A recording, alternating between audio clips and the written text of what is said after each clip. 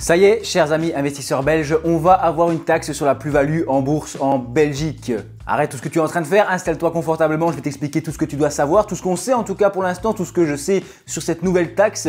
Il y a franchement une page qui se tourne, c'est assez incroyable. La Belgique c'était l'un des seuls pays, voire le seul pays à ne pas faire de taxe sur la plus-value en bourse. Il y a bien sûr la TOB, la taxe Renders, etc. dont j'ai déjà parlé beaucoup sur ma chaîne YouTube. Mais maintenant, on va ajouter une taxe sur la plus-value de 10%. À la manière d'un impôt un peu progressif, mais je vais t'expliquer tout ça, qui est concerné, comment ça va se passer, quand est-ce que ça rentre en vigueur, est-ce que c'est rétroactif?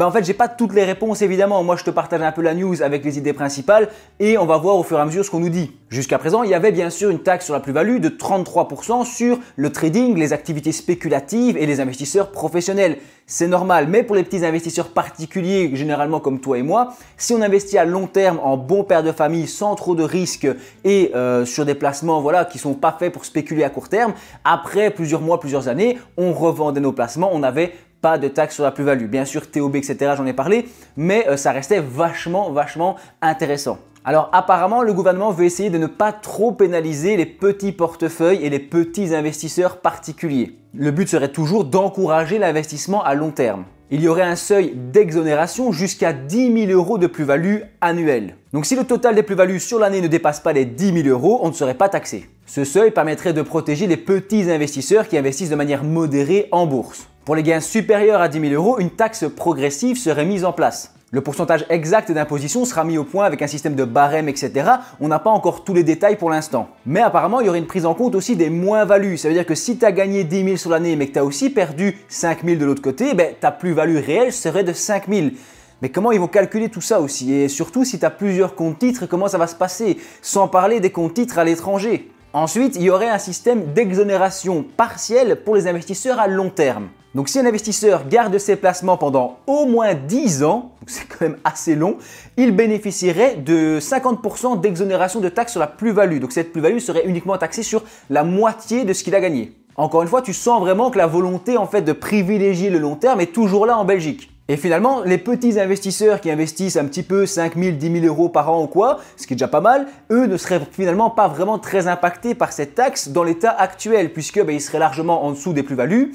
Et la question que je me pose moi aussi, c'est comment ça se passe si je fais des plus-values non réalisées? À mon avis, du coup, elle n'est pas réalisée, donc elle n'est pas taxée, mais toute la plus-value qui se met sur mon compte, où tu vois que tu es à plus 1000, plus 2000, plus 3000, si je la garde cette plus-value et que j'attends, normalement, elle n'est pas taxée. Enfin, je ne sais pas si c'est clair. Jusqu'au moment où je récupère l'argent sur mon compte. Et à 10 ans, je bénéficie d'une exonération d'une partie de ma plus-value. Et alors les traders actifs, que ce soit en actions, ETF ou crypto-monnaies, parce que oui, j'en ai pas parlé, mais cette taxe apparemment touche également les crypto-monnaies. Allons-y gaiement, hein. Et pour les spéculateurs, donc les traders et tout ça, forcément, ils seront fortement impactés par cette nouvelle taxe. Derrière la bonne nouvelle, et ça je l'avais un peu prédit quand j'en ai parlé dans mes autres vidéos, normalement, la taxe ne serait pas rétroactive, donc n'impacterait pas nos investissements et nos placements passés. Donc ce serait que les gains réalisés à partir de 2025 ou 2026. Ça, c'est pas encore très clair. J'ai pas bien compris si cette taxe, elle va, parce qu'elle n'est pas encore complètement finalisée. Il y a encore des points à finaliser. Encore une fois, c'est important parce que ici, moi, je te partage la news, je te donne les grandes lignes, mais ça peut évoluer. Il y a des points à vérifier, il y a des taux qui vont apparaître, il va y avoir des finalisations à faire. On n'a pas toutes les infos, n'est-ce pas? Ici, c'est vraiment la news brute, ok, avec un petit avis comme ça dessus, mais tout est à vérifier. Rien n'est vraiment sûr à 1000%. Tu vois, ici, je te partage directement sur le vif. Mais apparemment, ce serait déjà pour 2025 et donc ce serait pour nos placements de 2025 et futurs. Si ça rentre vraiment en place à partir de 2026, ce qui est un peu mon avis, que ça à partir de 2026 et les placements de 2026, à partir de là, ce sera taxé dans le nouveau système et les anciens placements dans l'ancien système. Le truc, c'est que moi, toutes mes plus-values que j'ai fait avant, comment prouver que cette partie-là a été faite avant ou après la taxe? Ça, je ne suis pas encore sûr. Si on a des grosses plus-values latentes sur certaines actions ou certains ETF, on pourrait être tenté de les vendre avant l'apparition de ce nouveau système. Ce qui ferait que du coup, on serait taxé dans l'ancien système à ce moment-là. Mais bon, est-ce que... Ou alors, ils vont simplement dire que tous les placements qu'on a en bourse à partir de la nouvelle règle sont dans la nouvelle règle. Et donc, il faudrait solder, vendre nos plus-values latentes, réaliser nos plus-values latentes qui ne sont pas encore réalisées sur notre compte pour pouvoir bénéficier de l'ancien système. Le problème, c'est que ce n'est pas une stratégie en fait. Si ça va à l'encontre de ta stratégie d'investissement, ça n'a pas de sens de vendre des placements que tu n'as pas envie de vendre pour bénéficier de moins de plus-value et après de toute façon réinvestir cet argent et re-être taxé sur la prochaine plus-value. Donc en fait, c'est super compliqué. Je ne sais pas trop comment est-ce qu'on doit réagir à ça. Il faut un peu y réfléchir. ici on est encore à chaud. Et j'ai encore quelques informations importantes, c'est la volonté. Pourquoi il y aurait cette taxe? Pourquoi en fait?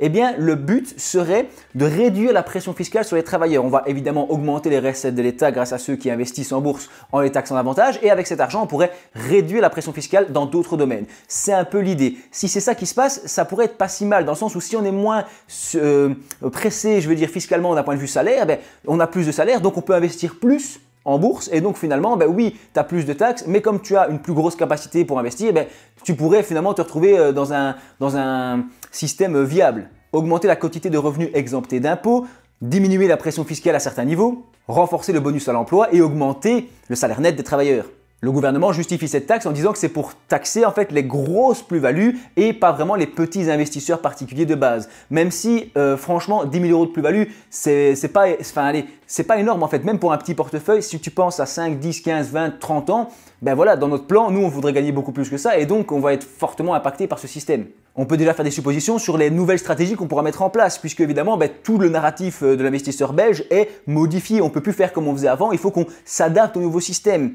Premièrement, il y a clairement une incitation à nous faire garder nos titres et nos placements plus longtemps. Le long terme est clairement avantagé, enfin en tout cas poussé au niveau de la Belgique avec cette histoire d'exonération partielle après 10 ans. Deuxièmement, on va avoir une grosse galère parce qu'il va vraiment falloir suivre exactement ses achats, ses ventes, etc. pour pouvoir déclarer ses plus-values si elles doivent être déclarées. Donc la gestion fiscale de l'investisseur en bourse sera quand même vachement complexifiée à plusieurs niveaux.